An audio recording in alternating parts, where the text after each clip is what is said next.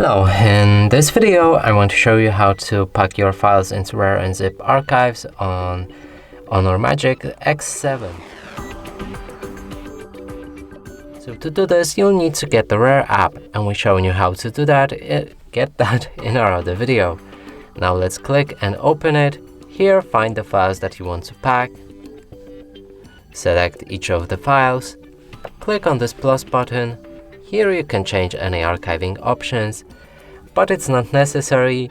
You can add a password or change the name. You can pick extension of the file also. I'm just gonna go with the name and click OK to pack the files. And here's a RAR file that we've just created. And that's it for this video. Hope you like it. Please consider subscribing to our channel. Leave a like and a comment below.